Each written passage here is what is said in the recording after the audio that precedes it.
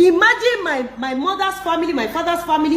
Imagine my whole family. Imagine my fans waking up to see this on Monday morning, and you'll be saying Lizzy Anjorin is concerned.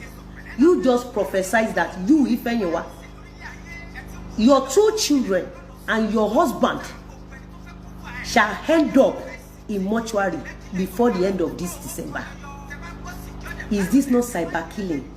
What is the difference between this girl? What is different between these people that I posted and those that Palemoyin people? Now, I don't know these people. I don't know if they are your husband. I don't know if they are your father.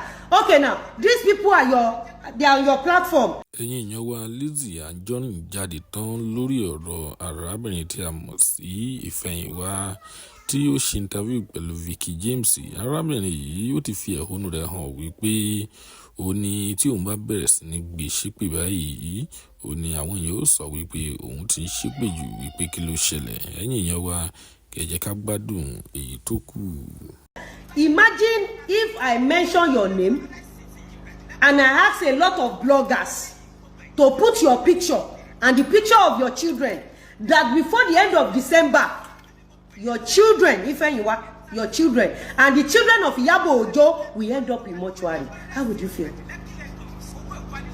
And you be the one. Lizzy has fight everybody. She has fought everybody. Lizzy is the one fighting. Lizzy is the one. Why is it that it was after they gave me doctorate? And it was after I resumed back to my estate. Why is it that it was after then, you, Ifeanyiwa, that you will know the burial ground of your children? You now came up with issue of you and your children and Iyabo Ojo's children will end up in mortuary. So Iyabo Ojo that has been collecting money under Gistlover, Abi, should continue to roam about. Iyabo Ojo that used Mohbad dead body to collect donations. Iyabo Ojo that went to go and do DNA. But why? Yes, my baby.